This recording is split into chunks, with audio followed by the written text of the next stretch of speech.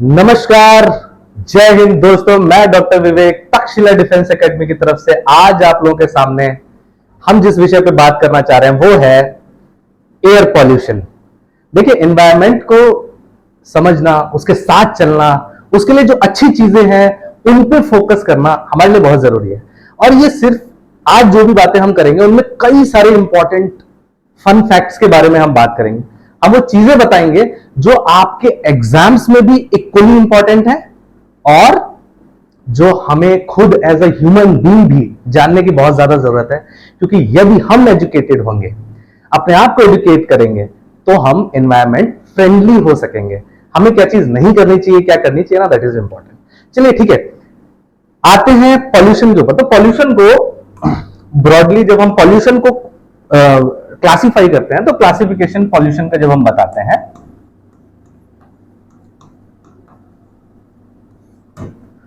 तो एक होता है उसमें एयर पॉल्यूशन,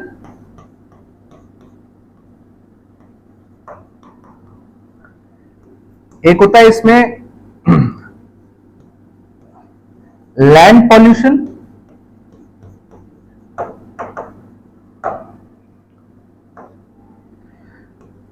एक होता है इसमें नॉइस पॉल्यूशन। दरअसल जो पॉल्यूशन का प्रिवेंशन एंड कंट्रोल था तो उसमें एयर पॉल्यूशन 1981 में दिया गया था। उसी में 1987 में एक अमेंडमेंट किया गया और बोला कि भैया नॉइस को भी as a part of air pollution आप कंसीडर कर लीजिए। ये चीजें बाद में आएंगी, मैं जस्ट रेफरेंस आपको बता देता हूं। और चौथा होता है वाटर पॉल्यूशन।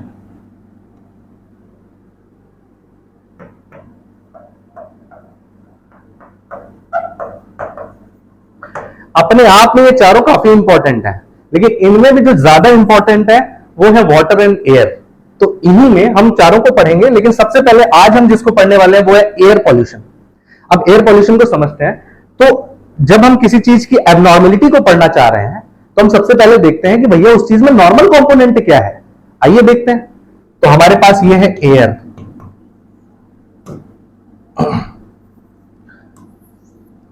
इसमें क्या क्या है हम सब जानते हैं, बचपन से देखते आ रहे हैं भैया, बचपन से सुनते आ रहे हैं। इसमें ऑक्सीजन है, इसमें नाइट्रोजन के ऑक्साइड्स हैं, NO2 है, ठीक है। और अब जो दो चीजें हैं उनमें से एक है कार्बन डाइऑक्साइड। भैया ये भी बहुत इंपॉर्टेंट है, इसी की वजह से ग्रीन हाउस इफेक्ट हो रहा है। आगे समझाएंगे क्या है ग्रीन हाउस इफेक्ट और ये किस तरीके से हमारे एनवायरमेंट के लिए घातक है और क्यों हमें इस पे कंट्रोल करना चाहिए। और चौथा है कुछ इनर्ट गैसेस भी होती हैं जैसे आर्गन वगैरह, तो इन सब के अपने अपने परसेंटेज हैं। अब हम बात करें कि भैया ऑक्सीजन कितना है, 20.93%। ये कॉन्स्टिट्यूट है हमारे एनवायरमेंट में। नाइट्रोजन की बात करें या N2 की जब हम बात करते हैं, नाइट्रोजन की बात करते हैं, तो ये जो गैस है ये है 78.05%। कार्बन डाइऑक्साइड की बात करते हैं 0.039%। आर्गन की बात करते हैं तो ये है 0.93%। ये है नॉर्मल कॉम्पोजिशन जो एयर में मौजूद है। अब देखिए पॉल्यूशन किसे कहेंगे। कोई भी ऐसा फॉरेन पार्टिकल या फिर ऐसी गैस जो कि नॉर्मल रेशियो को बिगाड़ दे, वो पॉल्यूटेंट है। यही इसकी डेफिनेशन है। समझ में आ गई? कोई भी ऐसी गैस। अब आइए हम बात करते हैं। तो मैंने जो डेफिनेशन बताई उसको एक बार से फिर से मैं आपको रिपीट कर देता हूं कि any foreign particle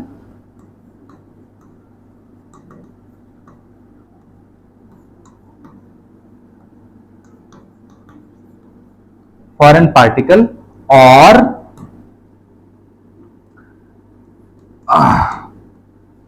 high concentration में कोई गैस जो कि एयर के रेशियो को डिस्टर्ब कर दे, रेशियो को डिस्टर्ब कर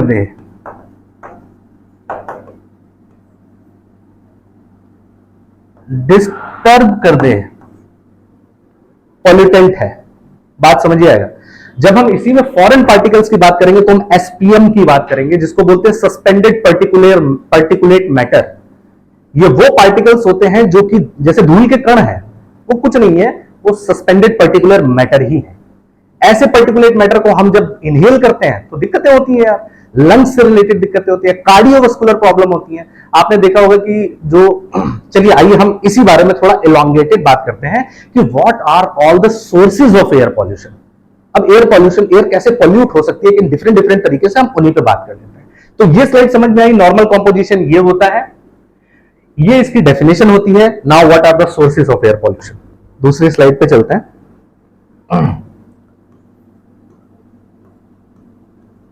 सोर्सेज ऑफ एयर पॉल्यूशन। देखिए हम ग्राफिकल फॉर्मेट में थोड़ा सा रहेंगे और इसी के हिसाब से चलेंगे। तो देखिए हमारे सबसे पहला सोर्स है भैया, हम आपसे पूछ रहे हैं, आपको कुछ नहीं पता इसके बारे में, बताओ सबसे ज्यादा प्रदूषण कहां से हो रहा है। आप कहोगे भैया जो गाड़ियां हैं ना उनकी वजह से हो रहा है, इसीलिए सरकार कह रही है इलेक्ट्रिक लेके आओ, इलेक्ट्रिक ले आओ। तो सबसे पहले आते हैं ऑटोमोबाइल सेक्टर। अब ऑटोमोबाइल सेक्टर में होता कैसे होता है, ये कुछ ऐसे नाइट्रोजन के ऑक्साइड्स, या इसको हम NOx लिख देते हैं, नाइट्रोजन के ऑक्साइड्स का एमिशन करते हैं। जब भी कोई जो फ्यूल्स हैं, वो फ्यूल्स जब कंबस्ट होते हैं या जलते हैं तो नाइट्रोजन के ऑक्साइड्स निकालते हैं, सल्फर के ऑक्साइड्स निकालते हैं। ये सारे जो हैं नाइट्रोजन एंड सल्फर के ऑक्साइड्स हमारी रेशियो को डिस्टर्ब कर रहे हैं। मैंने बोला ना, रेशियो डिस्टर्ब होगा तो मतलब पॉल्यूटेंट का हम बोलेंगे, और डेफिनेटली ह्यूमंस को भी हार्म कर रहा हो। तो इन दोनों चीजों में अगर कॉम्पोजिशन है तो हमारी डेफिनेशन के हिसाब से ये भैया पॉल्यूटेंट है। दूसरा बात करते हैं हम, जैसे H2S गैस की बात करते हैं, हाइड्रोजन सल्फाइड गैस, ये भी एक तरीके से, अब ये क्या है, हाई कॉन्सेंट्रेशन गैस ऐसी वाली जो कि हमारे लिए अच्छी नहीं है। Hydrogen sulphide gas, H2S gas कहां से निकलेगी। देखिए जब भी कभी माइनिंग होती है या ओर्स को रिफाइन किया जाता है, उस दौरान ओर्स की रिफाइनिंग के दौरान हम लोगों को मेटलर्जिकल प्रोसेस में कुछ बाय प्रोडक्ट निकलता है। वो बाय प्रोडक्ट है H2S, that is hydrogen sulphide. और ये बाय प्रोडक्ट घातक है, अगर इसका इंक्रीज्ड कॉन्सेंट्रेशन हो जाए तो हमारे एनवायरमेंट को दिक्कत हो सकती है। ना हम तीसरा जब पोर्शन को जानना चाहते हैं तब हम आते हैं डस्ट के बारे में। देखिए जब हम डस्ट को इलोंगेट करते हैं, हम जरा इसके बारे में समझ लेते हैं, क्योंकि हम यहां पे एक कंसेप्ट को पढ़ने जा रहे हैं जिसको बोलते हैं एसपीएम। एसपीएम मतलब सस्पेंडेड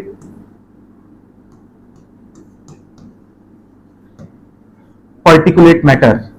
इन चीजों को ध्यान से समझिएगा, ये एग्जाम्स में आते हैं दोस्तों। पार्टिकुलेट मैटर, यार क्या हो रहा है, सस्पेंडेड पार्टिकुलेट मैटर। कोई भी एक पार्टिकल जिसका पीपीएम साइज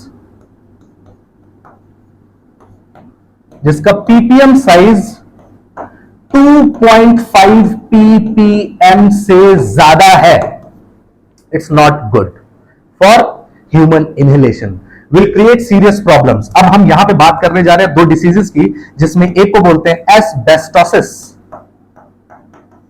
एस्बेस्टस कंपनी में काम करने वाले जितने भी मजदूर हैं, जिस दौरान वो इनके जो प्रोडक्ट्स को मैन्युफैक्चर कर रहे हैं, इनके बाय प्रोडक्ट्स को बना रहे हैं, तो जो फ्यूम्स उठ रही हैं उसको वो एक्सीडेंटली इनहेल कर रहे हैं, और उसकी एस्बेस्टस की इनहेलेशन की वजह से जो बीमारी उनको हो रही है वो एस्बेस्टोसिस है। ऐसे ही सिलिका यानी कि ग्लास की कंपनी में काम करने वाले लोगों को सिलिकोसिस की प्रॉब्लम से गुजरना पड़ता है, इसको बोलते हैं सिलिकोसिस। ये वो मजदूर हैं जो कि ग्लास इंडस्ट्री में काम करते हैं और एक्सीडेंटली इनहेल कर लेते हैं इन चीजों को, and will lead to these disorders. ये क्या है, ये वो पार्टिकल्स हैं जिनका साइज 2.5 ppm से ऊपर होता है, और जब इसको आप इनहेल करेंगे will lead to these disorders. Silicosis वाला क्वेश्चन एक एग्जाम में आया है, जब हम क्वेश्चनायर्स को फॉर्म करेंगे तब हम बताएंगे उसको कैसा है। तो ये आपका हो गया सस्पेंडेड पार्टिकल्स का, एस्बेस्टोसिस, सिलिकोसिस, मेनली ये दो ज्यादा इंपॉर्टेंट है। अब हम आते हैं हैवी मेटल्स के बारे में बात करते हैं, तो इनको हम टॉक्सिकेंट्स भी कहते हैं। ये जो टॉक्सिकेंट्स हैं इनमें हम बात करेंगे हैवी मेटल्स की। देखिए यहां पे हम एक कोर कंसेप्ट को समझाना चाह रहे हैं, और वो है हमारी गवर्नमेंट ने इसके रिडक्शन के लिए क्या किया है।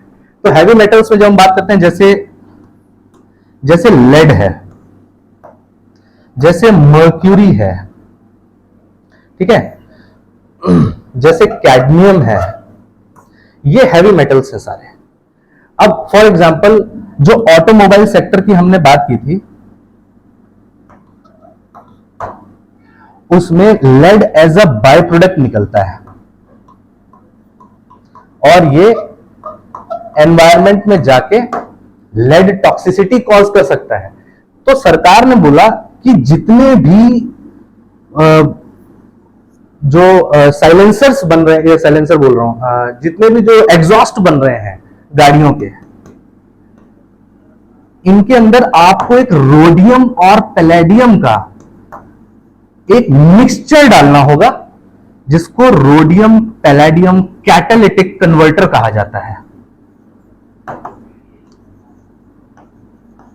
इसका काम क्या होता है? ये rhodium palladium catalytic converter lead को एब्जॉर्ब कर लेगा और उसके बाद में जो गैस निकलेगी वो हैवी मेटल फ्री निकलती है। ये सारी चीजें भारत स्टेज के अंडर में आती है। आपने सोचा होगा भैया हमारी गाड़ी BS6 के हिसाब से है कि नहीं है? वो BS6 और कुछ नहीं है, वो यही है BS6। हम इसी के बारे में बात कर रहे हैं। क्या उन्होंने रोडियम पैलेडियम के कन्वर्टर्स डाल रखे हैं कि नहीं डाल रखे हैं? क्या हैवी मेटल्स की टॉक्सिसिटी को कंट्रोल किया जा रहा है कि नहीं किया जा रहा है? बस यही है टॉक्सिकेंट्स। ये हमने यहां पे ये वाला कोर कंसेप्ट समझ लिया, डस्ट वाला समझ लिया, अब एस्बेस्टोसिस और सिलिकोसिस समझ लिया, ऑक्सीजन और उसके नाइट्रेट समझ लिया। अब हम आते हैं कुछ फोटोकेमिकल या फोटोलिसिस प्रोडक्ट्स के ऊपर, जिसमें अब हम एक चीज को समझने जा रहे हैं जिसमें फोटोकेमिकल प्रोडक्ट्स, बाय प्रोडक्ट्स या photochemical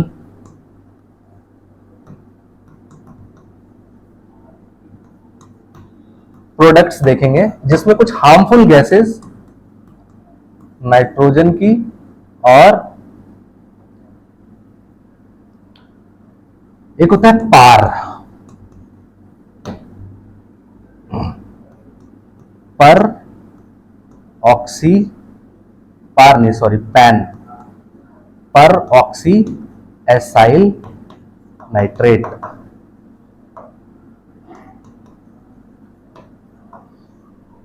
hydrocarbons of pan, they are also not good for the environment.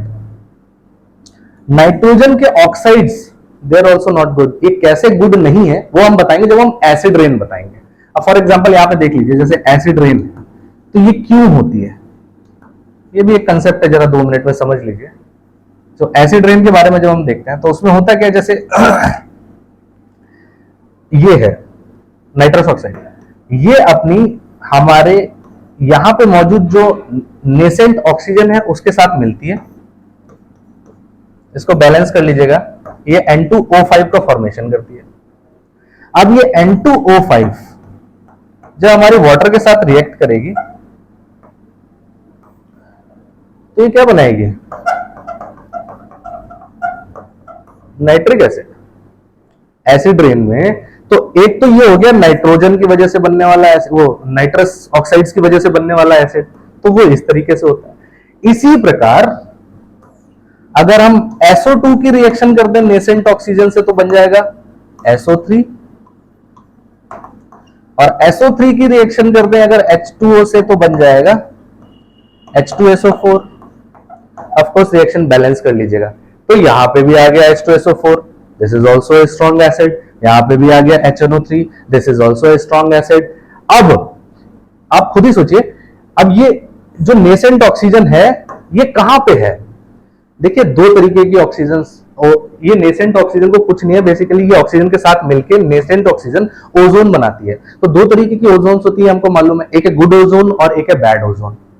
Good ozone वो है जो कि स्ट्रेटोस्फीयर की लेयर में है और जो यूवी रेस को पास नहीं होने देती, जिसकी वजह से यूवी रेस हमारे यहां पे नहीं आ पाती हैं। अगर आप समझ लीजिए सूरज से निकलने वाली खतरनाक किरणों में ओजोन लेयर ना हो हमारे पास, तो वहां से निकलने वाली खतरनाक किरणें हमारे स्किन के ऊपर रिएक्शन करके कैंसर फॉर्म करते हैं, जिससे स्किन इरिटेशन, स्किन की प्रॉब्लम्स बहुत ज्यादा हो। एंड थैंक्स टू गॉड कि उन्होंने स्ट्रेटोस्फीयर में ओजोन लेयर का फॉर्मेशन किया, जिसकी वजह से हम खतरनाक अल्ट्रा वायलेट किरणों से बच जाते हैं। And that is why that is important. तो वो वाली जो ओजोन है वो कौन सी है? That is good ozone. अब बात कर लेते हैं बैड ओजोन की। तो जो बैड ओजोन है वो हमारे यहां पे बनने वाली किसी भी प्रकार की, जैसे जो भी इंडस्ट्रीज हैं या फिर कोई भी ऑटोकेमिकल स्मॉग्स हैं या फिर ऑटोमोबाइल से कुछ हार्मफुल गैसेस, नाइट्रस के ऑक्साइड्स वगैरह निकल रहे हैं, ये सारी गैसेस हमारे एनवायरनमेंट में ही मौजूद नेसेंट ऑक्सीजन के साथ जब रिएक्ट करती हैं, तो ये गैस है, गैसेस की क्या प्रॉपर्टी होती है? लाइटर चीज हमेशा ऊपर की तरफ जाएगी, ये रिएक्ट करेंगे, ये ऊपर की तरफ जाएंगे, ये जो गैसेस हैं ये फॉर्म होंगी और ऊपर की तरफ जाएंगी।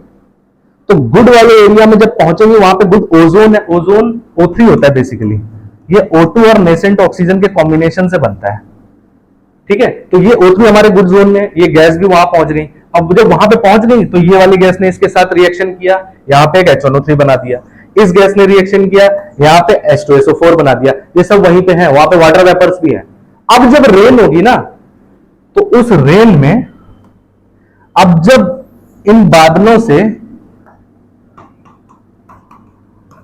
जब रेन होगी तो इस रेन में नॉर्मल पानी के अलावा HNO3 और H2SO4 जैसे स्ट्रॉन्ग एसिड्स होंगे। जब इस तरीके की रेन हो जाए भाई साहब, उसे कहते हैं एसिड रेन। अब कुछ इंपॉर्टेंट पॉइंट्स, तो जब हम एसिड रेन की बात करते हैं तो नॉर्मल, लिख लीजिएगा इस पॉइंट को, normal pH of rain water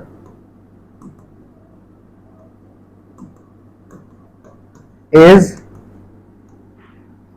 5.6 to 6.5। बात समझ में आ रही है? एसिड रेन के केस में the pH of acid rain is less than 5, 5 से भी नीचे होता है। और आपको एक फन फैक्ट बताता हूं, 1986 में, 86 और 82 I am not very sure, 1986 में एक बार अमेरिका में एसिड रेन हुई थी और पीएच पता है आप लोगों को?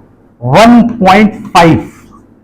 इसका मतलब ये हमारे पेट के अंदर जो तेजाब है ना, उसका पीएच है ये 1.5। मतलब उंगली पे ऐसे डालेंगे और फाड़ के नीचे से निकल जाएगा। इतनी तगड़ी एसिड रेन हुई थी। सोचिए वहां पे जो भी इंसान नॉर्मली चल रहे होंगे उनके ऊपर क्या भयंकर बर्न आया होगा, इतनी खतरनाक है ये। तो पीएच उसकी लगातार ह्यूमन एक्टिविटीज और बढ़ते हुए पॉल्यूटेंट्स की वजह से जो ये रिएक्शन हमने अभी पिछले वीडियो में समझाई थी, पिछले स्लैब में समझाई थी, वो ये है। तो इससे रिलेटेड, एसिड रेन से रिलेटेड आई गेस सारे पॉइंट्स मैंने यहां पे कवर कर दिए। तो यही है सोर्सेज बेसिकली जिनके बारे में हम पढ़ रहे हैं। अब कुछ और इनके इफेक्ट देखते हैं, इन्हीं पॉल्यूटेंट्स के बारे में इनके इफेक्ट देखते हैं ह्यूमंस और प्लांट की बॉडी पे क्या क्या पड़ रहा है, ठीक है। तो अब आपने सुना होगा जब हम पॉल्यूटेंट्स की बात करते हैं तो नंबर 1 पे सबसे पहले मान लीजिए चलते हैं CO के बारे में बात करते हैं। This is also called carbon monoxide.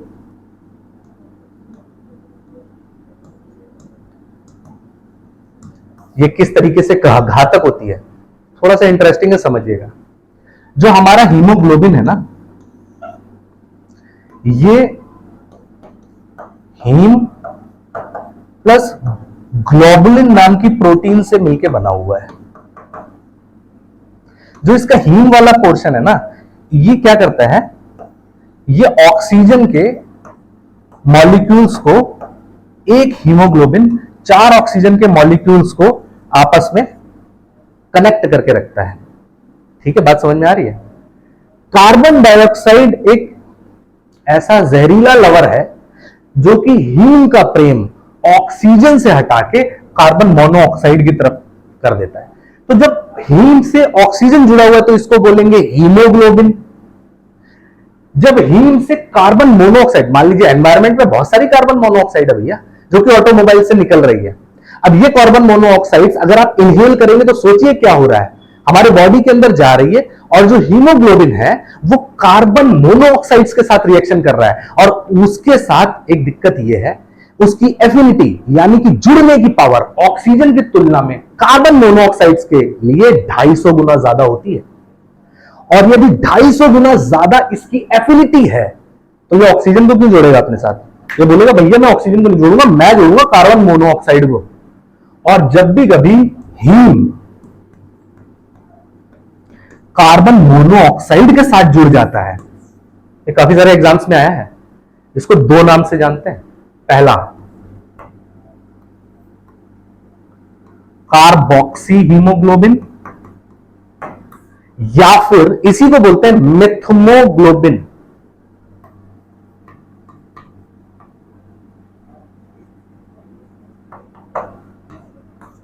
बहुत खतरनाक स्टेट है ये मेथमोग्लोबिन का फॉर्मेशन। ये हो रहा है, शरीर नीला पड़ेगा आपका। और उसी वजह से आप जैसे क्या ना कि मूवीज में देखा होगा, ट्रैक्टर का साइलेंसर है, उससे निकल रही है कार्बन मोनोऑक्साइड, विलन आया, हीरो आया, सीधे विलन का मुंह पकड़ा, ट्रैक्टर के साइलेंसर के अंदर घुसड़ गया और ट्रैक्टर ऑन कर दिया, पूरे का पूरा कार्बन मोनोऑक्साइड अंदर ही। अब सोचो इतनी भयंकर एफिनिटी, मरने में कितना टाइम लगेगा? तुरंत एस्फिक्सिएशन कर देगा यार, ऑक्सीजन हटा देगा, कार्बन मोनोऑक्साइड जोड़ देगा, तो सांस ले पाओगे?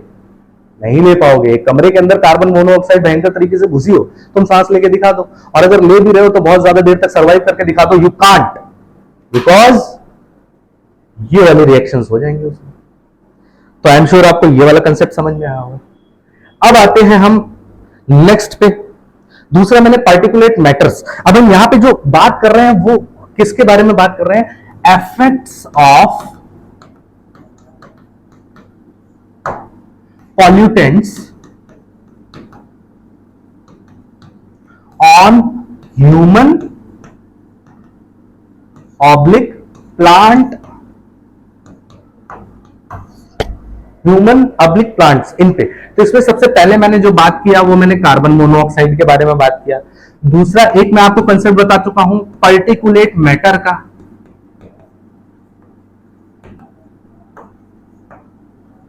आई एम श्योर आपको यह भी समझ में आ गया होगा कि पार्टिकुलेट मैटर का क्या कंसेप्ट है। यहां से कार्बामिनो हीमोग्लोबिन, कार्बोक्सी हीमोग्लोबिन या फिर मिथमो हीमोग्लोबिन को याद रखिएगा, ये आपके एग्जाम्स में आया है। तीसरा है कार्बन डाइऑक्साइड गैस का। अब हम इसके बारे में सीखेंगे थोड़ा, कार्बन डाइऑक्साइड गैस और ये किस तरीके से ग्रीन हाउस इफेक्ट को प्रोड्यूस करती है। आई गेस मैं बता चुका हूं कि इसकी एक प्रॉपर्टी होती है, और इसकी प्रॉपर्टी होती है कि गर्म हवा को एब्जॉर्ब कर लेता है, गर्म चीज को एब्जॉर्ब कर लेता है और फिर निकलने नहीं देता है। तो हम एक बार इसको दोबारा से एक बार और समझते हैं।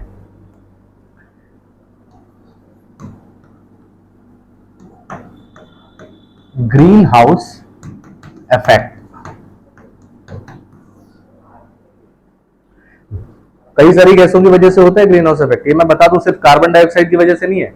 तो अगर हम बात करें कि ग्रीन हाउस गैसेस कौन कौन सी होती हैं, ग्रीन हाउस गैसेस, तो इसमें आएगा आपका कार्बन डाइऑक्साइड, इसमें आएगा आपका मीथेन,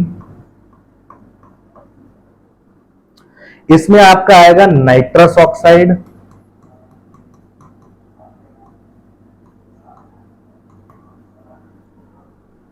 और इसमें आपका आएगा एक सीएफसी। हाँ, that is very important. CFC is chlorofluorocarbon. अब सीएफसी पता ही क्या कर रही है? हमने आपको बताया था ओजोन दो प्रकार की होती है, एक हमारे स्ट्रेटोस्फीयर में, एक ये गुड ओजोन है, ठीक है। ध्यान देना सीएफसी क्या कर रही है। तो ग्रीन हाउस में पहले हम इसके बारे में बात करेंगे, फिर इसके बारे पहले इसके बारे में बात करेंगे, फिर इसके बारे में बात करेंगे। तो ध्यान दीजिएगा कि ये सीएफसी कर क्या रही है, गुड ओजोन है। ओजोन का फॉर्मूला क्या होता है? O3, ठीक है। ये गुड ओजोन हमारी स्ट्रेटोस्फीयर में मौजूद है, स्ट्रेटोस्फीयर में मौजूद है, जो कि सूरज से आने वाली हार्मफुल यूवी रेडिएशंस को बचाती है, पार नहीं होने देती है। अब हमारे यहां जो रेफ्रिजरेटर्स हैं, एसी हैं, यहां से निकलती है क्लोरोफ्लोरोकार्बन नाम की सीएफसी। इसका फुल फॉर्म है क्लोरोफ्लोरोकार्बन। ये हमारे यहाँ पे जहां पे हम लोग रह रहे हैं नॉर्मल एनवायरनमेंट में, यहां से ये निकली, ये पहुंची स्ट्रेटोस्फीयर के रीजन में जहां पे गुड ओजोन का जोन है, ये यहां पे पहुंची। अब ये करेंगी क्या, ये ओजोन को सीएफसी जो है वो डिप्लीट कर देगी ऑक्सीजन प्लस नेसेंट ऑक्सीजन में तोड़ के। अब अगर तोड़ दिया तो क्या ओजोन लेयर इंटैक्ट रही? नहीं। और अगर किसी जगह ओजोन की लेयर, यहां से निकलने वाले सीएफसी, इस ओजोन लेयर के ऊपर सीएफसी ने क्या किया, रिएक्शन, तो ये लेयर टूट गई O2 प्लस नेसेंट ऑक्सीजन में। ये रिएक्शन नहीं होना चाहिए वहां पे यार। अगर ये रिएक्शन होगा उधर तो इंटैक्ट नहीं रहेगी ओजोन लेयर। तो ये सीएफसी यहां पे क्या करेगा, अब ये हो गया O2 प्लस O का कॉम्बिनेशन, हो गया खाली। अब ये काम क्या कर रही थी, यूवी रेडिएशंस का, उनको बचा रही थी पृथ्वी पे गिरने के लिए, जिससे हम लोग को स्किन कैंसर वगैरह की घातक बीमारियां ना हो जाती। तो यहां पे जब ओजोन बची ही नहीं, तो ये जो होल है इसी को कहते हैं ओजोन होल।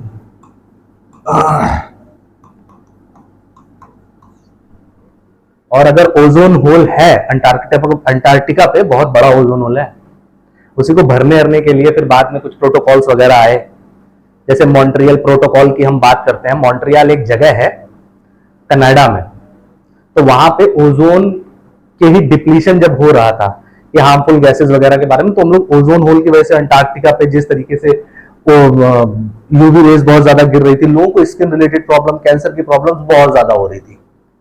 ठीक है, और दूसरा क्या है, यूवी रेडिएशंस को भी बचाता है भैया।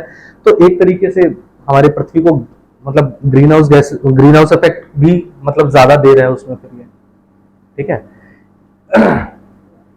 तो अब क्या है, जब हम ओजोन होल यहां पे हो गया है, तो ऐसे में यूवी रेडिएशंस इसको पार करके हमारे रहने वाले जोन में आ जाएंगे। तो जब ऐसा होगा तो हमें कैंसर की शिकायतें ज्यादा हो जाएंगी।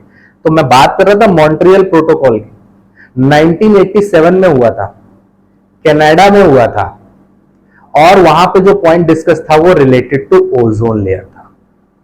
ऐसा ही एक दूसरा प्रोटोकॉल था, क्वेश्चन रिलेटेड टू एग्जाम आया है, तो हम बात करते हैं नंबर 1 मॉन्ट्रियल प्रोटोकॉल।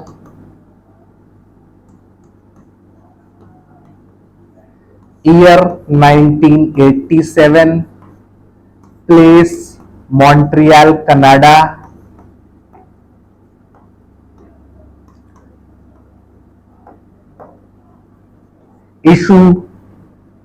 इशू जो था वो ओजोन लेयर के ऊपर ही था। अब ये जो समस्या थी ना, ये होल वाली, बस इसी को लेके तो डिस्कशन किया था भाई। कई सारे देशों के लोग आए और बोला कि भैया कुछ निकालो, भैया कुछ सॉल्यूशन यार, कैसे करें हम, किस तरीके से इसको बचाएं, ओजोन होल को कैसे भरा जाए। तो जैसे अभी सीडिंग नहीं कराई जा रही है, उसी तरीके से वहां पे कुछ आर्टिफिशियल रिएक्शंस वगैरह कराए गए, जिससे दोबारा से उसको फॉर्म करने की भी कोशिश चल रही है। ठीक है, तो ये हो गया आपका। ऐसे ही एक दूसरा प्रोटोकॉल था जो कि आपके एग्जाम्स में काफी ज्यादा बार पूछा जाता है, इसको बोलते हैं क्योटो प्रोटोकॉल। बस आप ये याद रखिए कि क्योटो प्रोटोकॉल जो हुआ था वो ग्रीन हाउस गैसेस के लिए हुआ था।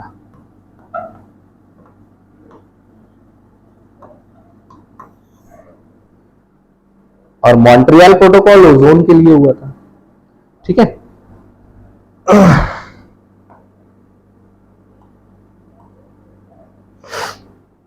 तो हमने ग्रीन हाउस गैसेस में सीएफसी को समझ लिया है। ठीक है, मीथेन हाइड्रोकार्बन है यार, इनके बारे में जब मैंने वो पैम बताया था उसके बारे में, परऑक्सी एसाइल नाइट्रेट जो एक प्रोडक्ट है हाइड्रोकार्बन्स में वो बन रहा है, तो ये उस तरीके से प्रॉब्लम कॉज कर रहा है। कार्बन डाइऑक्साइड के बारे में हम लोग डिस्कशन कर ही चुके हैं, और नाइट्रस ऑक्साइड एसिड रेन से रिलेटेड है, वो हम डिस्कस कर चुके हैं। तो ये आपका कंप्लीट हो गया ग्रीन हाउस गैसेस, आपका कंप्लीट हो गया एसिड रेन का कंसेप्ट, आपका कंप्लीट हो गया ओजोन डिप्लीशन का कंसेप्ट, आपका कंप्लीट हो गया मॉन्ट्रियल प्रोटोकॉल, आपका कंप्लीट हो गया क्योटो प्रोटोकॉल। और हम effect of plant and humans के ऊपर बात कर रहे थे, तो वो हमने कंप्लीट कर लिया है। अब इधर हम थोड़ा सल्फर डाइऑक्साइड के बारे में और देख लेते हैं एक बार। सल्फर डाइऑक्साइड जो गैस है, तो सल्फर डाइऑक्साइड बेसिकली अपने इंडस्ट्रीज वगैरह से प्रोड्यूस हो रही है, एक बाय प्रोडक्ट है। ये कुछ नहीं करता, ये परमानेंट लंग डैमेज करता है। पर ये क्या हो गया, परमानेंट लंग डैमेज होता है क्योंकि ये एक एसिडिक गैस है यार। हमारे शरीर के अंदर जहां पे इनकी जरूरत नहीं है वहां पे अगर ये पहुंच गई तो फिर ये दिक्कत कर सकती है, ठीक है। रेस्पिरेटरी प्रॉब्लम्स कॉज कर सकता है। अगर यही वाला कॉम्बिनेशन जुड़ जाए हाइड्रोजन के साथ तो H2S गैस है। इसकी जो स्मेल होती है, ध्यान दीजिए, स्मेल जो होती है वो रॉटन फिश की तरह होती है। बहुत ही सड़ी हुई मछली की स्मेल होती है H2S की। ये क्या करता है, जैसे यहां पे कोई पौधा है और इस पे आपने H2S गैस जो है डाल दी, तो दो चीजें होंगी। एक क्लोरोसिस। क्लोरोसिस किसे कहते हैं? रंग उड़ जाना, पत्ता पीला पड़ जाएगा, ठीक है। और दूसरा है डिफोलिएशन। डिफोलिएशन किसे कहते हैं? पतझड़ मान लो आप, पत्ते का टूट जाना। ये H2S इतनी खतरनाक है उसके लिए। तो प्लांट को इसने क्या किया? ये किया। और एनिमल के साथ यानी ह्यूमंस या एनिमल्स के साथ क्या किया? इसने लंग के अंदर परमानेंट डैमेज किया। इसका जो स्मेल होती है वो रॉटन फिश की तरह होती है। ये है अपना भैया सल्फर ऑक्साइड। और जब एसिड रेन समझाया तो यही बताया, तो यही सल्फर ऑक्साइड वाटर के साथ क्रिया करके H2SO4 बनाता है और ऊपर से नीचे की तरफ टपकता है। तो भैया अगर उसकी पीएच कम होती है तो वो एसिड रेन है। अब एक और इंपॉर्टेंट पॉइंट है जो आपके एग्जाम्स में बहुत आया, ताजमहल काला क्यों पड़ रहा है? सल्फर डाइऑक्साइड, ठीक है। ताजमहल के काले होने का कारण उसके जो संगमरमर के पत्थर है ना, जो सफेद थे, वो पत्थर काले पड़ रहे हैं, वो इसी गैस की वजह से भैया। ये आपके बहुत सारे एग्जाम्स में आया है, ठीक है। तो इसलिए सल्फर डाइऑक्साइड को भी आपको ध्यान में रखना है। तो आई गेस अब इनसे रिलेटेड इंपॉर्टेंट जो भी पॉइंट थे वो मैंने कवर कर लिए हैं, ठीक है। आपको एक और चीज मैं बता दूं जरा, भोपाल गैस ट्रेजेडी के बारे में।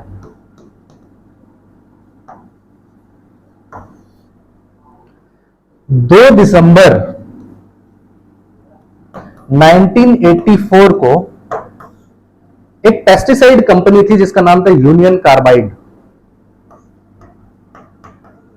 यूनियन कार्बाइड क्या करती थी? पेस्टिसाइड मैन्युफैक्चर करती थी। है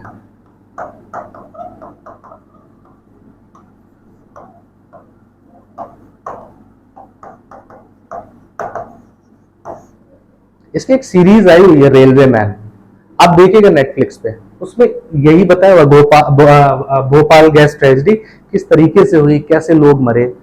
किताबों में जहां पे जैसे कोर कंसेप्ट है वहां पे बताया हुआ 3200 लोग, मूवी के अंदर बताया भैया 10,000 के आसपास लोग मरे। तो एग्जैक्ट फिगर क्या है वो थोड़ा सा रिसर्च का विषय है, बट हुआ क्या था वो बात करते हैं। तो यहां पे क्या हुआ कि पेस्टिसाइड मैन्युफैक्चरिंग कंपनी में एक लीकेज हुई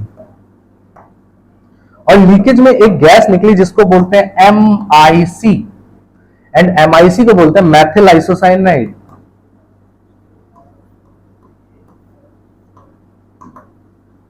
और साइनाइड जहां पे नाम आ जाए वहां तो आपको मालूम ही है कि खतरनाक है भैया। तो मैथिल आइसोसाइनाइड, ये गैस के लीकेज की वजह से भोपाल गैस ट्रेजेडी हुई थी 2 दिसंबर 1984। भोपाल में union carbide pesticide manufacturing company में लीकेज हुई थी, मिथाइल आइसोसाइनाइड निकली। तो क्वेश्चन ये पूछा जाता है, भोपाल में कौन सी गैस निकली थी? ये। कौन सी कंपनी थी? ये। क्या मैन्युफैक्चर करती थी? ये। तारीख कौन सी थी? ये।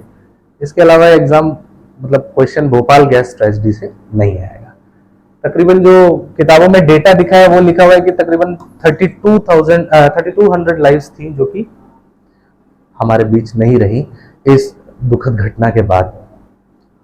तो ये हमने भोपाल गैस ट्रेजेडी के बारे में आपको बता दिया। अब हमारा है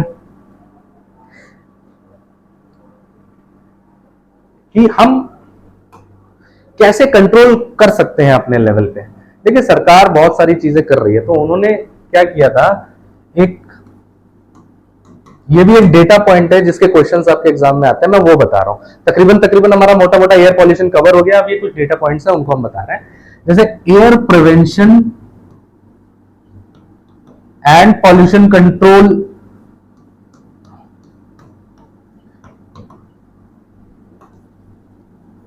कंट्रोल एक्ट कौन से ईयर में आया था, एंड दिस केम इन 1981।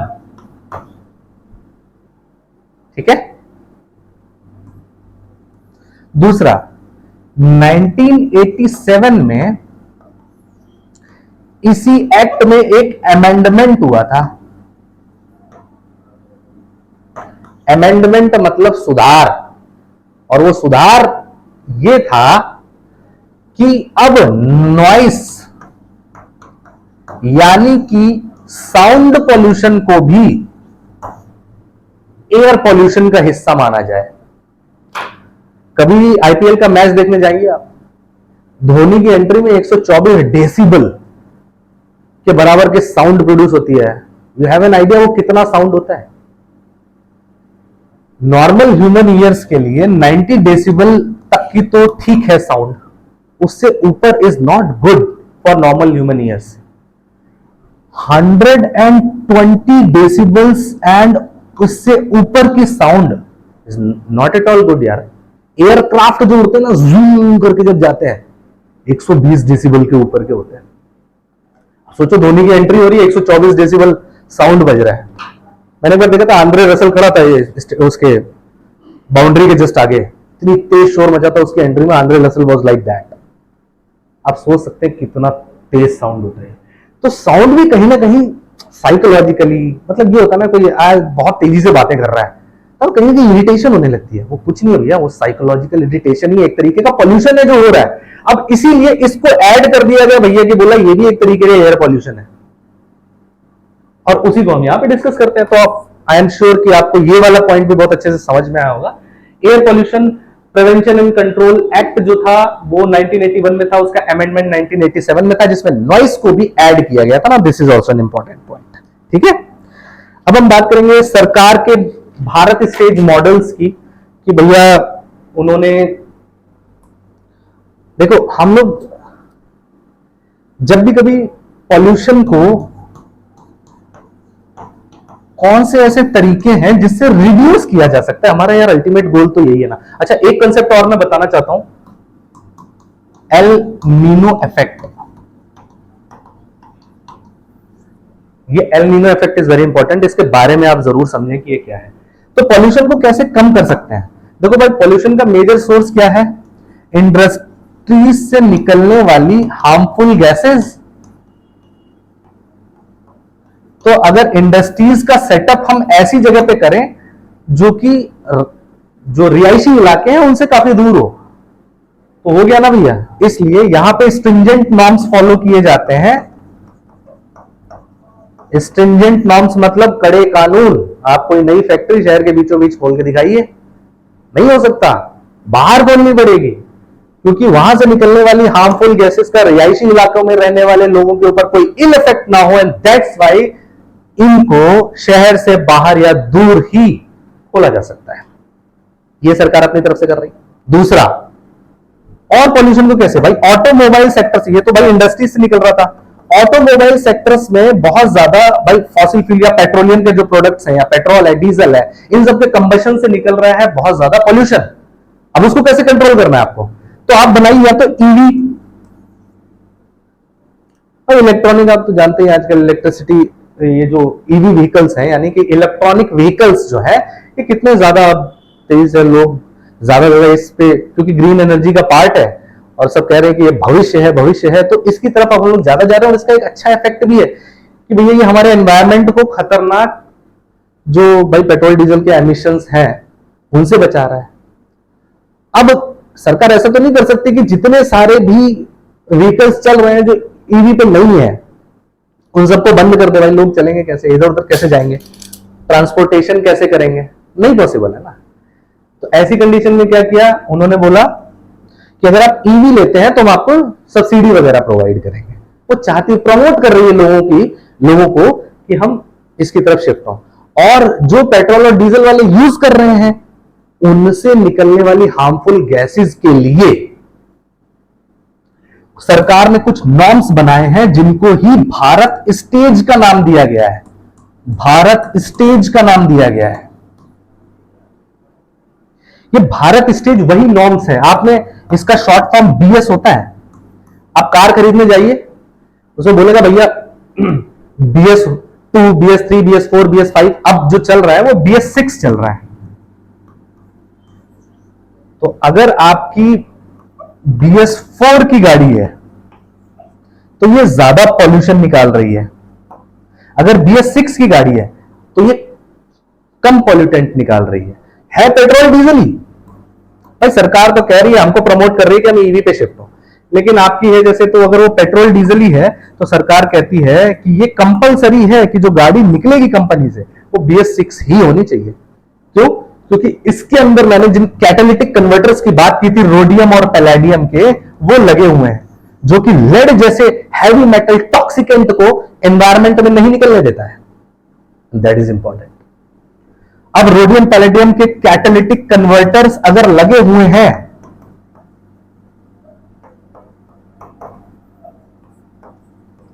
तो पैलेडियम जैसे हैवी मेटल टॉक्सिकेंट्स नहीं निकल पाएंगे। तो एक तरीके से कंट्रोल किया ना पॉल्यूशन को। ठीक है, तो ये हुआ। तो भारत स्टेज के बारे में आई एम श्योर आप लोगों को समझ में आया होगा, हमने कैसे BS6, BS4 इन सबको डिफाइन किया। और अब आते हैं एक सबसे इंपॉर्टेंट पॉइंट पे जिसको बोलते हैं एल नीनो इफेक्ट। और ये हमारा आखिरी पॉइंट है। आई गेस उसके बाद जो भी आपके क्वेश्चंस एयर पॉल्यूशन से रिलेटेड आते हैं वो हमने कवर कर लिए हैं।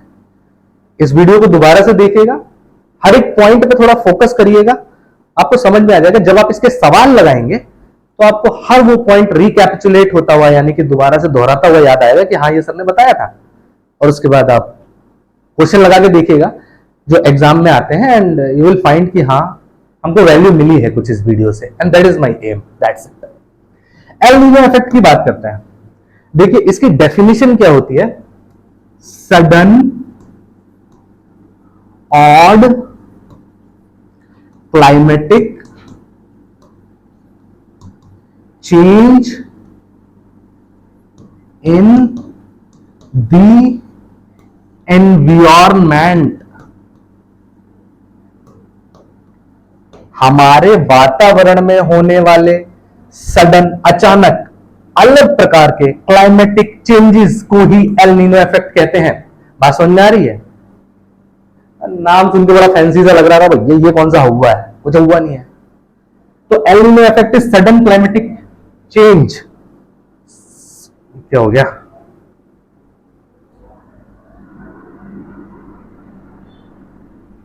ओके, एनीवेज मैं आपको बस ऐसे एक्सप्लेन कर देता हूं। L Nino effect is sudden climatic change जो कि हमारे एनवायरमेंट में हो रहा है और उसकी वजह से यार बिन मौसम बरसात हो रही है। टेम्परेचर जो नॉर्मल होना चाहिए वो साला 50-50 डिग्री सेंटीग्रेड पहुंच रहा है। 45, 47, 48, 49 ये नॉर्मल हो रहा है। तो ये सब कुछ नहीं है, यही है वो सडन क्लाइमेटिकल चेंजेस। ये किस लिए हुए? वो जो गैसेस जिनके रेशियोज नॉर्मल थे वो रेशियोज डिस्टर्ब हो गए भैया। हमारे ग्लेशियर्स की जो आइस है वो पिघलने लगी, सुनामियां मोर फ्रीक्वेंट आने लगी। नॉर्मल नहीं रही चीजें। मई में बारिशें हो रही हैं, फसलें किसानों की खराब हो रही हैं। ये सब क्या है? ये सब अचानक मौसम में हो रहे बदलाव हैं और कुछ नहीं है। और इसी बदलाव को एल नीनो इफेक्ट कहा जाता है। That's it. आई गेस आपको सारे कंसेप्ट समझ में आए होंगे। और एयर पोल्यूशन हमारा यहाँ पे कंप्लीट होता है। इसके बाद जो है हमारा वो वाटर पोल्यूशन, नॉइस पोल्यूशन को मोटा मोटा मैंने थोड़ा मोटा आइडिया दिया ही आपको, और लैंड पोल्यूशन एक और ई वेस्ट का कंसेप्ट है जो कि हम आपको आगे चल के बताएंगे तो कैसे है। आई होप आपको ये क्लास बहुत अच्छी लगी होगी, और मैं आप लोगों से इसी प्रकार के नॉलेज और अच्छे पॉइंट्स को जानने के लिए, यदि आप और जानना चाहते हैं, आप हमारी ऑफलाइन क्लासेस में भी आ सकते हैं, which is present in Aliganj Lucknow, और डिस्क्रिप्शन आपके वीडियो के बाद में पिन कर दिए जाएंगे, आप उसको देख सकते हैं। And this is doctor Vivek signing off Takshashila defence academy. Take care.